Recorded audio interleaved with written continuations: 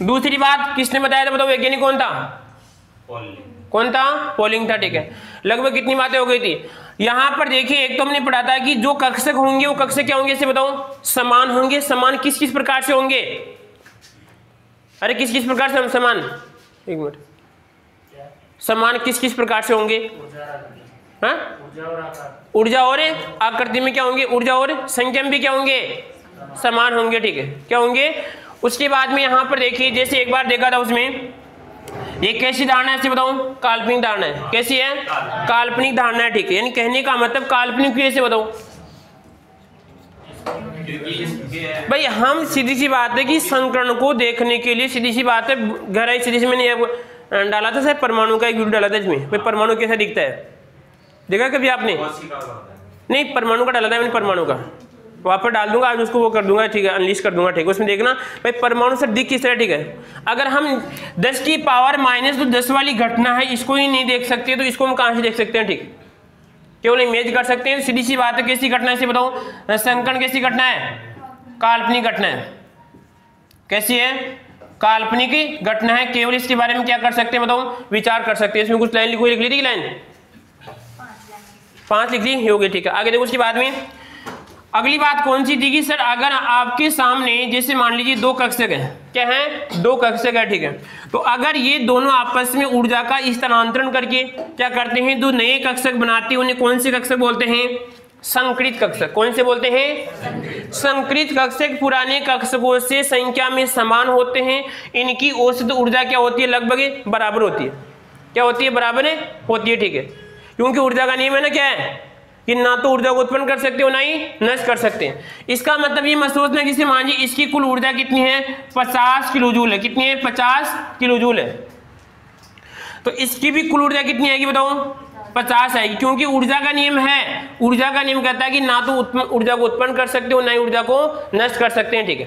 केवल हम एक रूप से दूसरे रूप में क्या कर सकते हैं? परिवर्तन कर सकते हैं, ठीक है। दूसरी बात इसमें से था कि सर इसकी ऊर्जा से मान लो अगर दोनों की 50 मानती, इसकी 20 है, इसकी कितनी है? 30 है। तो यहाँ पे दोनों की कुल मिला कितनी हो जाएगी इसे बताओ? इसकी 25, इसकी कितनी हो जाएगी? 25। इस बात से कौन सी बात स्पष्ट होती है कि अगर आपके पास जो भी इलेक्ट्रॉन होगा वो इलेक्ट्रॉन चाहे इसमें भी जा सकता है, इसमें भी जा सकता है। क्यों जा सकता है? कि सर दोनों की ऊर्जा कैसे बताओ? समान है। समझ गए? अगली बात देखो, यहाँ पर एक बात और है कि संकरण कब होगा? संकरण कब होगा, ठीक है। संकरण कब होगा, ठीक है। तो देखो संकरण के लिए अगर हम केमिस्ट्री के अनुसार देखते हैं तो यहां पर आएगी आपके पास एक अवस्था तो होती है उत्तेजन। कौन सी होती है?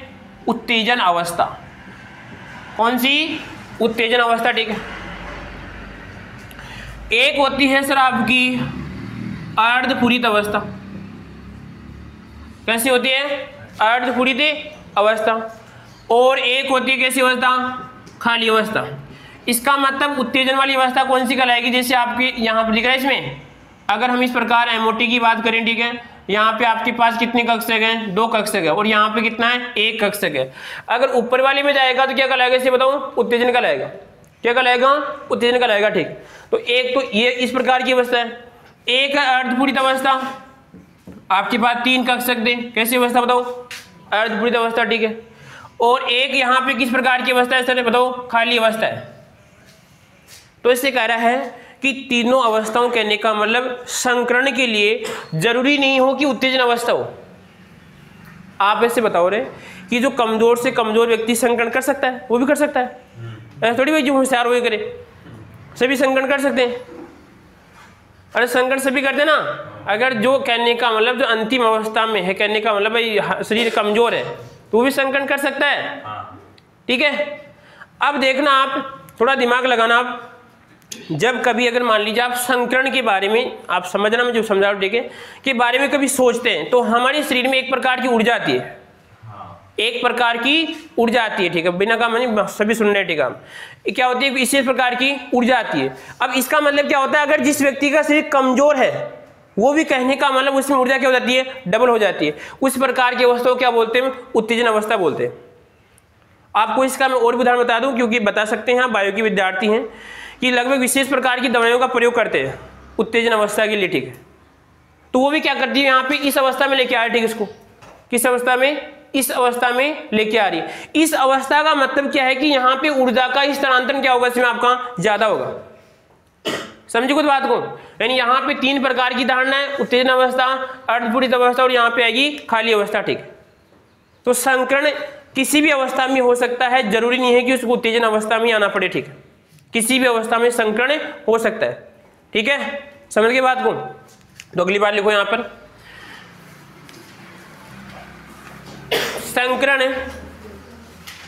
संकरण के लिए उत्तेजन अवस्था आवश्यक की,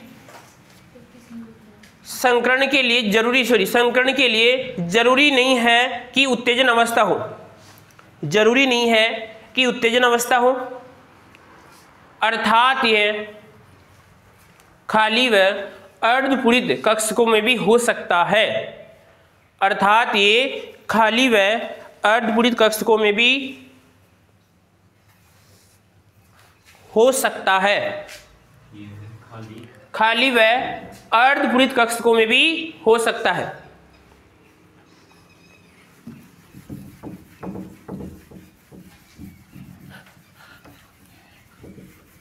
खाली व अर्धपूरित कक्षकों में भी हो सकता है।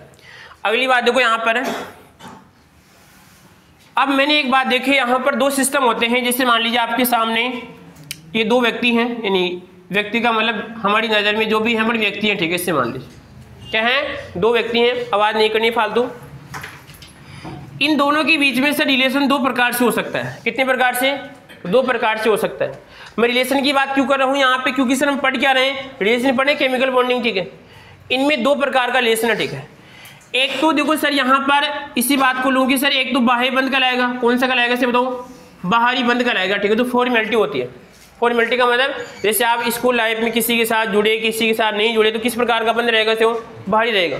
एक बंध ऐसा होता है जो बिल्कुल मजबूत होता है, जो आपकी लाइफ की अंतिम अवस्था चलता है, इसे कहते हैं सिग्मा बंध बोलते हैं। कौन सा बोलते हैं, सिग्मा बंध बोलते हैं। इसको क्या बोलेंगे इसे बताओ, पाई बंध बोलेंगे। कौन सा बोलेंगे, पाई बंध बोलेंगे, ठीक है।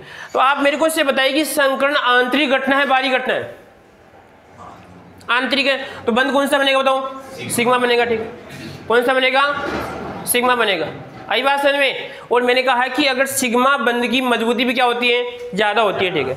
तो संकरण से जो परिवर्तन हुआ था उसको हम आसानी से परिवर्तन नहीं कर सकते, क्योंकि कौन सा बंध बनता है उसमें बताओ, सिग्मा बंध बनता है। आगे बात समझ में। अपने पर इसको आप इमेज कर सकते हैं कैसे, कि सर 2 प्रकार का रिलेशन है। अगर मान लीजिए आप 2 गुड़िया यहाँ पे बैठे हैं, तो आपका किस प्रकार का बंध है, बाहरी बंध है। जैसे लंबे समय बाद आपके हो जाएंगे, दूर हो जाएंगे, ठीक है। एक बंध ऐसा होता है कि जो आपके जीवन के साथ चलता है, ठीक है। जैसे मान लीजिए मम्मी पापा का रिलेशन है, सॉरी जो आपका मम्मी पापा हैं और आपके जो भाई बहन हैं जो भी होंगे, ठीक है आपके, तो कहने का मतलब वो बंध कौन सा कहलाएगा, आपका सिग्मा कहलाएगा, ठीक है। आगे बात समझ में। और उस सिग्मा से क्या होता है, जैसे मान लीजिए अगर मैं कहूँ कि आपके दोस्त से कोई डर नहीं होता, आपको क्या बिगाड़ लेगा मेरा, ठीक है। पर मम्मी पापा बोले तो मामला क्या है, खराब है ना, गड़बड़, ठीक है। यहाँ पर तो बात ये है कि सर सिग्मा बंध में क्या होती है बताओ, मजबूती क्या होगी इसमें आपकी, ज्यादा होगी, ठीक है। क्या होगी, सिग्मा बंध में मजबूती ज्यादा होगी, जबकि पाई बंध में क्या होती है, मजबूती कम होती है। तो संकरण से कौन सा बंध बनेगा, सिग्मा बनेगा, ठीक है। तो देखो एक और देखो इसके बाद में एक बात और है यहाँ पर। अब संकरण में कौन भाग लेगा, संकरण में कौन भाग लेगा, ठीक है। तो संकरण में कौन भाग लेगा बताओ, कक्षक भाग लेते हैं, न कि इलेक्ट्रॉन, ठीक है। कौन भाग लेगा इसमें, संकरण में कक्षक भाग लेगा, न कि इलेक्ट्रॉन। तो इस बात को लिख लो आप, लिख लिया बात। तो लिखो आप इसमें, संकरण से सिग्मा बंध का निर्माण होता है, संकरण से सिग्मा बंध का निर्माण होता है।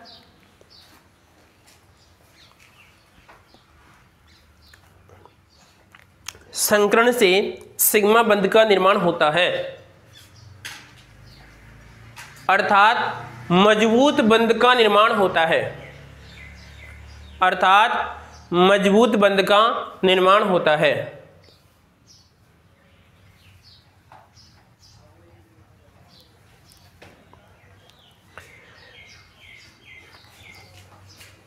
कुछ लल्लुए सोच रहे हैं कि सर बहुत धीरे चल रहे हैं, तो मैंने पहले बता दिया क्लास किन के लिए, किनके लिए नहीं है, जो हथेली में क्या चाहिए, सरसों चाहिए, ठीक है। और ये देखो ये समस्या होती है, देखो कारण भी क्या है, अगर देखो आप अगर एक चीज को कहीं से भी ढंग से समझ लो, जो आपकी कंपटीशन तैयारी भी कहती है, जैसे बड़ी बड़ी कोचिंग है, ठीक है।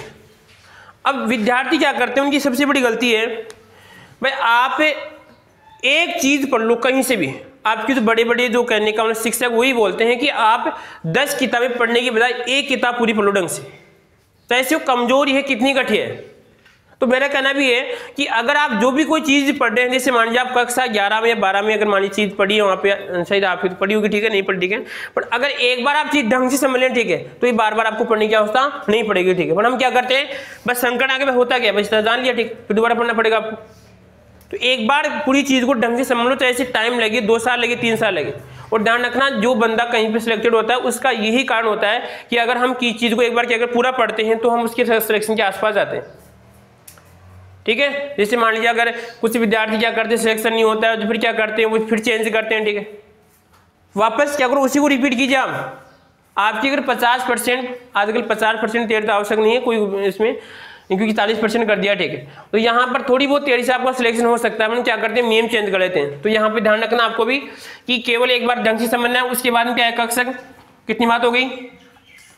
अब देखिए यहाँ पर अगर मैं एक उदाहरण और दे रहा हूँ, यहाँ पर है पानी और एक इसमें आपका जल। आप अगर दोनों को पीएंगे तो आपको कौन सा अच्छा लगेगा, पानी, क्या लगेगा, पानी अच्छा लगता है, जल आपको अच्छा नहीं लगेगा। इसका मतलब अगर यहाँ पे प्रकृति में जो लोग हैं वो शुद्ध को चाहते हैं, अशुद्ध को चाहते हैं, अशुद्ध को चाहते हैं। इसी कारण यहाँ पर शुद्ध की संख्या क्या होती है, कम होती है। लाखों में क्या होता है, एक होता है, क्या बोलते हैं, हीरा बोलते हैं। क्या बोलते हैं, हीरा बोलते हैं। हीरा बता दिया मैंने, हीरा बता दिया मैंने, ठीक है। लाखों में क्या होता है, एक मिलता है, सीधी सी बात है। कोई बात नहीं है, अच्छी तो आप कोई आप हाँ सब अपनी जगह हीरे, ठीक है, से मान लो। तो यहाँ पे देखिए अगर संकर्ण से जो कक्षक बनेंगे शुद्ध होंगे, अशुद्ध होंगे,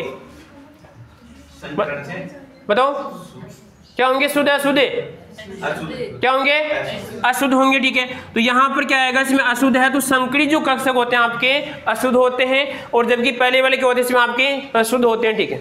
आगे बात समझ में, कोई दिक्कत। अब देखना आप, अब कभी कभार क्या होता है, जैसे वैज्ञानिक प्रयोग करते हैं इस चीज का, जैसे मैंने बताया था बीटी बैंगन आया था, ठीक है, आप मानते नहीं बीटी बैंगन क्या, अरे बीटी बैंगन भी आया था, मैं बताऊँ आपको, मैं बताऊँ इसका कारण क्या था, बंद क्यों किया गया इसको। बीटी बैंगन में ऐसा था कि बैंगन में कीड़ा लगने का प्रकोप ज्यादा था। क्या था, कीड़ा लगने का प्रकोप ज्यादा था। अब उसमें ऐसा हो गया था कि अगर तो बैंगन को खाएगा कीड़ा, वो उसको खा के ही मर जाएगा, ठीक है। आगे बात समझ में, अब सुनना ध्यान से एक बार, क्योंकि बैंगन को मनुष्य खाता है।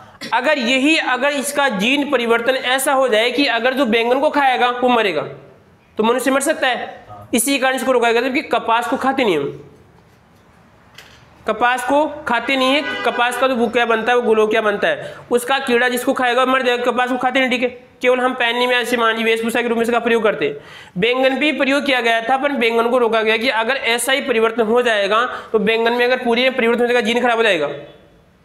आगे बात समझ में। तो अब देखना आप, मान लीजिए आपने ऐसा बैंगन बना दिया, ठीक है, जिसमें कहने का आपने परिवर्तन किया था, ठीक है। अब क्या करते हैं कि अगर आपको वापस शुद्ध गुण लाना है तो इस गुण पे जाना पड़ेगा आपको वापस, क्योंकि सर जो आपने जो जीन बनाया वो जीन तो क्या हो गया, खराब हो गया। क्या हो गया वो तो खराब, क्योंकि अशुद्ध गुण आ गए इसमें।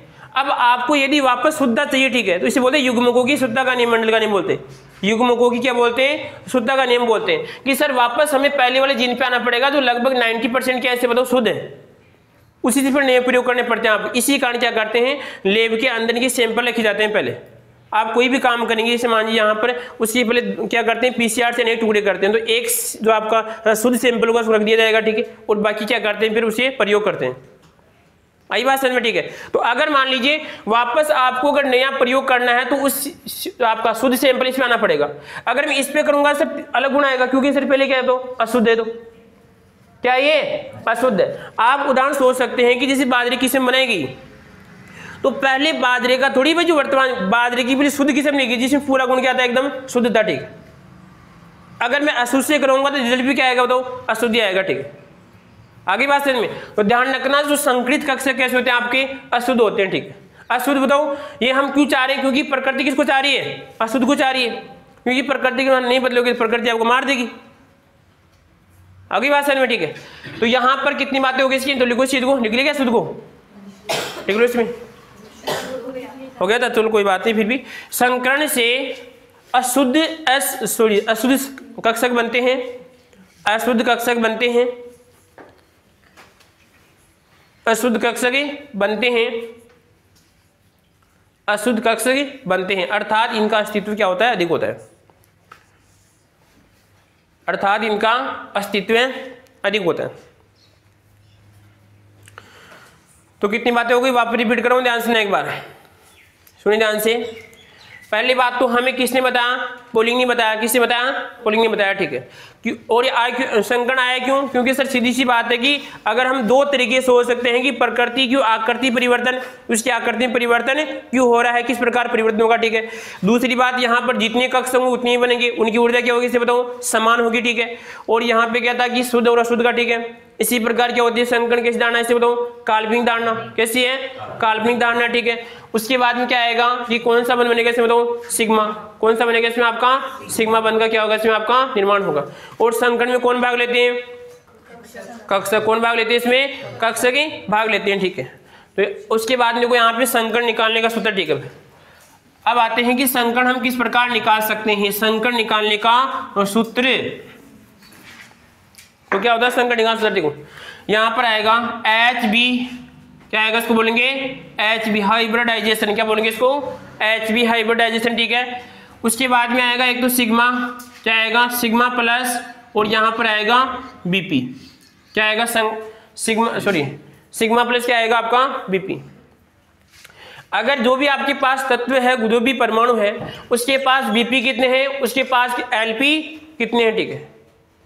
उनका योग, अब यहाँ पे देखिए, ऐसे मान लो उनका योग आ रहा है, उदाहरण के लिए यहाँ पर मान लो दोनों का योग आ रहा है, ऐसे मान लो सर 2 आ रहा है, दोनों का योग 3 आ रहा है, दोनों का योग 4 आ रहा है, दोनों का योग 5 है, दोनों का योग कितना है 7, और दोनों का योग यहाँ पे कितना है 6, दोनों का योग कितना है 7। समझ गए बात को कि सर LP और BP का योग कितना है, LP का मतलब क्या आएगा, सॉरी यहाँ पर क्या आएगा, सॉरी एक और उल्टा करें इसको, यहाँ पर आएगा LP प्लस क्या आएगा इसमें BP, या फिर कह सकते हैं इसको आप सिग्मा, क्या बोल सकते हैं इसको, सिग्मा, ठीक है।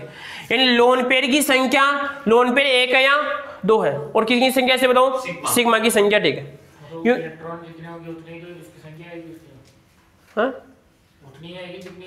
ना अभी चेंज होगा, रुको एक बार।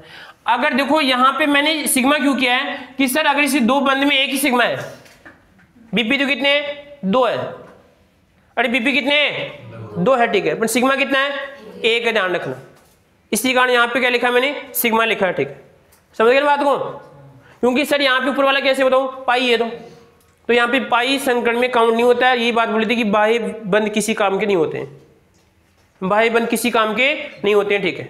एक तो यहाँ पे देखो खुद का गुण जो उसके पास है उसके क्या बोलते हैं LP, एक जो इसने बंद बनाया कौन सा, मजबूत, ठीक है, वही तो काम करेगा ना संकरण में।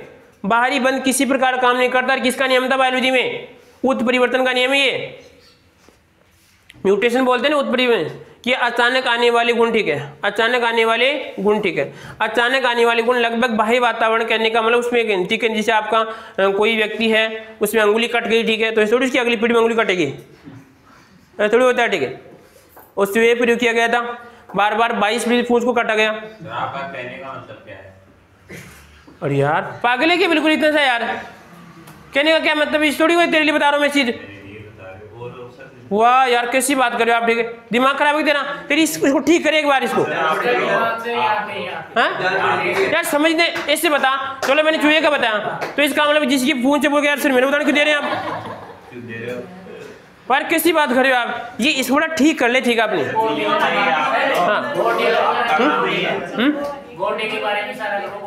हाँ यही तो यार। अगर मान लीजिए किसी का हाथ कट गया और बाई चांस से मान लीजिए कोई, उदाहरण के लिए मान लो कि कोई ऑनलाइन बच्चा हाथ कटा क्लास ले रहा है, यार सर मेरे बारे में बता रहे, और उदाहरण तो कुछ देना ही पड़ेगा ना मेरे को। आगे देखो एक बात है, आवाज नहीं फालतू। अब ये सिखा रहा है कि सर LP क्या आएगा इसमें आपका सिग्मा, ठीक है। तो LP और यहाँ पे सर सिग्मा की संख्या जैसे 2 है, यहाँ पे कितनी आएगी 3, यहाँ पे कितनी आएगी 4, और यहाँ पर आएगी 5, और यहाँ पे कितनी आएगी 6, यहाँ पे होती है 7। अब देखिए यहाँ पर एक बात देखो कि संकरण में सर आपके पास कौन कौन से S कौन कौन से कक्षक हो सकते हैं? एस, पी और कौन कौन से बताओ? डी। अब एक बात ध्यान रखना कि हमारे दो प्रकार के गुण होते हैं, एक तो स्थायी गुण होता है, तो स्थायी गुण हमेशा चलेगा, उसको क्या मानेंगे? आपका एस मानेंगे। क्या मानेंगे? एस। एक कौन सा आएगा आपका? पी, फिर कौन सा आएगा इसमें? आपका डी आएगा, ठीक है। तो ये कह रहा है कि अगर इनकी संख्या 2 है तो कौन सा आएगा बताओ? S P. कौन सा आएगा? एस पी, ठीक है। दूसरी बात, अगर सर इनकी संख्या कितनी है? 3 है तो कौन सा आएगा? S P 2। क्या आएगा बताओ? एस पी 2, ठीक है। अगर इनकी संख्या 4 तो कितना आएगा बताओ? यहां पर आएगा एस पी 3। और इनकी संख्या 5 है तो कितना आएगा? यहां पर आएगा एस पी 3 डी, ठीक है। और इनकी संख्या कितनी है? एस पी 3 क्या आएगा इसमें? आपका डी 2। और यहां पर आएगा एस पी 3 और यहां पर आएगा डी 3। आई बात समझ में? कितना हो गया? यहां पर देखो S P, S P 2, S P 3, फिर क्या आएगा? एस पी 3 डी, और यहां पर आएगा एस पी 3 डी 2, फिर क्या आएगा? S P 3 D 3। समझ गए बात को? इसका मतलब ऐसा है कि संकरण में कौन कौन से कक्षक भाग ले रहे हैं? एस और पी। और यहाँ पे कौन कौन से? एस पी 2 पी है, यहाँ पे 3 पी है, यहाँ पे 3 पी है, इसमें आपका 1 डी है, ठीक है। समझ गए? अब देखो यहाँ पर ऐसा है कि यहाँ पे कितने कक्षक ऐसे बताओ? संकरण से कितने कक्षक बने? 2 कक्षक बने, ठीक है। कितने बने? 2 कक्षक बने, ठीक है। अब आप मेरे को इससे बताइए कि ये एस है फिर ये पी है, दोनों में कौन सा गुण है बताओ? एस भी गुण है, क्योंकि दोनों में क्या हो गया ऐसे बताओ? संकरण हो गया, दोनों में क्या आ गया? गुण आ गया, परंतु उनकी संख्या कितनी है? 2 है, ठीक है। इसी प्रकार यहां पे कितना आएगा बताओ? कितना आएगा? 3 आएगा। तो अब 3 आएगा तो इसमें भी sp2 गुण है, इसमें भी sp2 गुण है, इसमें भी आपका sp2 गुण है। अगली बात समझ में? इसी प्रकार यहां पर देखिए क्या बन जाएगा, ये वाला है इसमें, तो बताओ कितने बनेंगे? 4। कितने बनेंगे? 4। यानी सर इसमें भी sp3 आएगा, इसमें कौन सा आएगा आपका? इसी प्रकार यहाँ पे कितने कक्षक बनेंगे बताओ? 5। कितने बनेंगे? 5 हो गए। और यहाँ पे कितने बनेंगे? कितने बनेंगे? 1 2 हो गए, 6। और यहाँ पे कितने बनेंगे लास्ट में? 7। कितने बनेंगे? 1 2 3 4 5 हो गए 7, ठीक है। अरे 1 2 3 4 5 6 7 कितने हो गए? 7 हो गए, ठीक है। यहाँ पे कितने बताओ? ये कक्षक शुद्ध है या अशुद्ध है? अशुद्ध कक्षक है। अशुद्ध कक्षक का नाम क्या होता है? अब एक बात मेरी समझ में नहीं आ रही कि सर आप सॉरी ऐसे बताइए कि चलो हमने इनको एसपी फिर कैसे बोले इनको आप इसमें भी एसपी गुण है, इसमें भी एसपी गुण है, तो फिर इसको आप एसपी कैसे बोल रहे हैं यहाँ पे? क्योंकि हमने एक लाइन लिखा थी संकरण में जो कक्षक भाग ले रहे हैं, ठीक है। यहाँ पे संकरण में कौन कौन सा भाग लिया था? एस और एक किसका ऐसे बताऊं? पी का है। इसी का इसका नाम क्या हो गया? एसपी। यहाँ पे संकरण में कौन कौन भाग ले रहा है? सर एक तो एस का है और 2 किसके ऐसे बताओ? पी के। अगली बात समझ में? इसी का इसका नाम क्या होगा? sp2। यहाँ पे एक तो किसका है? यानी एक तो पहले एस का था, बाकी 3 किसके थे? यहाँ पे तीनों क्या हो गए? चारों क्या हो गए? समान हो गए, ठीक है। अगली बात समझ में? और यहाँ पर भी क्या हो रहा है कि सर यहाँ पे एक तो किसका था? एस का। 3 किसके थे? एक किसका था? यहाँ पर किसके बताऊं? एक एस का। 3 किसके? राहुल क्या हो रहा है? फिर इधर इधर ध्यान किधर है? ठीक है यार समझ ही नहीं रहा है, मूर्ख है क्या बिल्कुल यार। एक तो लल्लू इतना बता रहा है, हाँ? आगे देखो एक बार, आगे देखो एक बार। यहाँ पे कितने एस? पी कितने? कितने? 3 और डी कितने? 2। अब मैं आपसे क्वेश्चन पूछूं कि आपके पास एक संकरण है sp3d2, कौन सा है? तो बताओ यहाँ पर जब वो संकरण नहीं हुआ था उससे पहले कितने पी कक्षक थे? 3। जो समझेगा वो तो आंसर दे सकता है, नहीं तो फिर क्या करेगा बताओ मनीषा? हाँ तुक्का तो मारेगा, फिर किसी न किसी को तो मारेगा ना। तो उसको तुक्का को मारेगा, किसको मारेगा बताओ? तुक्का मारेगा, ठीक है। तो आगे देखो उसके बाद में ये तो हो गया सर आपको किसकी बात हो गई? एसपी की बात हो गई। अब सर में एक एक बात कर सकते हैं कि सर आगे दिख रहे हैं यहाँ पे, दिख रहे हैं यहाँ पे, ठीक है एक एक। यहाँ पर कितना है एस है, यहाँ पर आपका पी आ गया, इसमें एस गुण कितना होगा। अभी कह रहा है कि पूरे को क्या मान लो आप 100 मान लो, कितना मान लो पूरे को 100 मान लो, ठीक है। उससे पहले दो चीज है, एक तो देखो इस वाले के अंदर है, एक तो किस में आ जाएगी, एक तो इस वाले में है और एक इस वाले में, ठीक है। एक चीज ध्यान रखना, अगर यहाँ पर संकरण में ऐसा है कि अगर जैसे मान लीजिए संकरण दो प्रकार से हो सकता है, देखो एक बार यहां दिख रहा है एकदम, अगर यहां पर ये वाला से मान लो डी है और एक ये वाला डी है, ठीक, यहां पर दिख रहा है, ठीक है। अब देखो एक बार सुनो ध्यान से, अगर सर ये तो आंतरिक डी है, ये कौन सा आपका बाहरी डी है, सुनो ध्यान से एक बार, अगर संकरण में बाहरी डी लेगा तो वहां पे क्या आएगा से बताओ, इसका नाम एक और हो सकता है, इसका नाम आएगा sp2 और यहां पर आएगा d। अगर संकरण में बाहरी डी तो यहां पर क्या आएगा से बताओ d, और आंतरिक का नाम क्या आएगा बताओ ds, फिर क्या आएगा बताओ 2। आएगी बात समझ में। अगर संकरण में बाहरी डी काम में आएगा तो क्या आएगा बताओ sp2, क्या आएगा इसमें आपका d, और यहां पे संकरण में आंतरिक तो क्या आएगा बताओ dsp2। समझ गए बात को।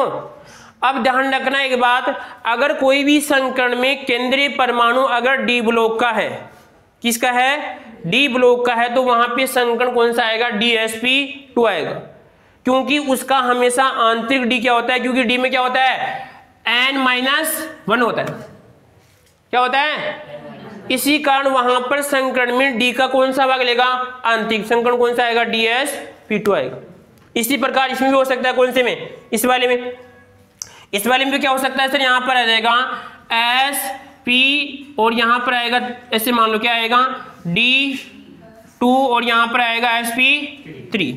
इसका मतलब क्या है, आप देखो देख ही बता सकते हैं कि सर कौन सा भाग लेगा इसे बताओ, आंतरिक डी आएगा और यहां पे कौन सा आएगा, बाहरी डी आएगा, ठीक है। समझ गए बात को। हाँ बोलो, कुछ पूछ रहे आप, समझे ना समझे। यानी अगर आंतरिक डी काम में आएगा तो यहां पर क्या आएगा, संकरण ये बन जाएगा, और बाहरी डी में कौन सा आएगा बताओ, ये वाला जाएगा, ठीक है। समझ गए ना बात को। अरे समझे ना समझे। आगे देखो इसके बाद में इसी बात को थोड़ा और लेते हैं यहाँ पर। अब यहाँ पर है कि अगर कोई भी चीज है उसको क्या मान लो आप, क्योंकि इस परसेंट कब निकालते हैं, कोई भी चीज को 100% मान के निकालते हैं। क्या करते हैं 100% क्यों मान लें, क्योंकि कोई भी चीज 100% नहीं हो सकती, इसी कारण हम उसी के पीछे भगे हुए हैं। पूरी जनता भी क्या उसी के पीछे भगी हुई है, ठीक है भाई, कब हम 100% हो जाएं, कब हम 100% हो जाएं, ठीक है। ये होता है सिस्टम। सर आपके दिमाग में चल रहा है कि काश अगर हमारे पास 2 आ गए तो हम 3 हो जाए, फिर 4 हो जाए, ठीक है, ये चलता है। तो देखिए आप यहाँ पर भी ऐसा है, इसको क्या मान लिया मैंने 100%, क्या मान लिया 100%। अब 100 को कितने में बांटना है, 2 में, तो बताओ यहाँ पे एस गुण कितना है, अगर इसकी बात करूँ कितना है इसमें 50%, और पी कितना है 50%। यहाँ पर 100 को कितने में बांटने, 3 में बांटना है, तो यहाँ पे एस गुण कितना आएगा बताओ 33.33, और यहाँ पर कितना आएगा 66.66 आएगा, ठीक है। समझ गए बात को। अगर 3 में बांटेंगे 33 का गुना कितना आएगा 66.66। आगे देखिए, हाँ अरे 7 तो राउंड ऑफ में बन जाएगा, ठीक है, कोई दिक्कत। आगे देखो यहाँ पर इसी प्रकार यहाँ पे देखो इसकी बात करेंगे, इसे मान लो, इसकी बात मान लो, ठीक है। एस पी3 में कितना आएगा बताओ, एस कितना आएगा 25% आएगा, कितना आएगा 25%, और पी कितना आएगा 75, और डी भी आ सकता है, डी कितना आएगा इसमें, डी कितना आएगा बताओ, अरे इसको मानूंगा डी कितना आएगा इसमें, अगर मैं ये मान के चलूंगा डी कितना आएगा, कितना आएगा। अगर देखो यहाँ पे डी मानेंगे तो कौन सा आएगा एस पी, और यहाँ पे कितना है, तो इसमें एस तो कितना है 25, 50 कितना बताओ 25। आगे बात समझ में। इसी प्रकार यहाँ पे जो 5 वाला है इसमें क्या बन जाएगा बताओ एस पी, और क्या है 3, और यहाँ पे डी, तो एस तो कितना है इसमें 20, कितना है 20। अरे यहाँ पे 1 3 2 5, 100 में 5 का मार्क दो, कितना आएगा 20, और यहाँ पे कितना आएगा बताओ 60, और कितना आएगा 20, ठीक है। यानी इसमें कितना है 20%, यहाँ पे 60%, यहाँ पे कितना है 20%। यहाँ पे कितना आएगा इसमें बताओ sp3d2 में कितना आएगा, कितना आएगा बताओ, कितने का भाग देना है, 6 का भाग दो, 100 में 6 का भाग दो, कितना आएगा 18 की 90। कितने अफसोस की बात है गुड़िया।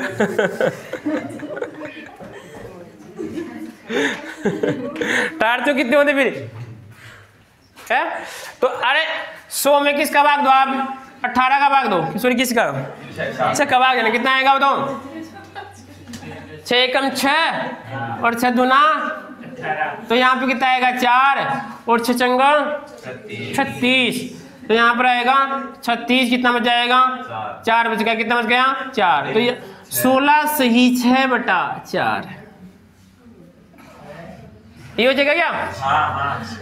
एक बार 16 चिकन कितने होते हैं? 96, ठीक है। अब इसको हल कर लो, 6 में 4 का भाग दो, 16 चिकन बेहतर, और 60 चौक बेहतर होता है, और 16 चौक कितने होते हैं? 32। वाह बेटा हो, वाह बेटा हो। अब बताओ गुरुजी का है, बताओ हैं?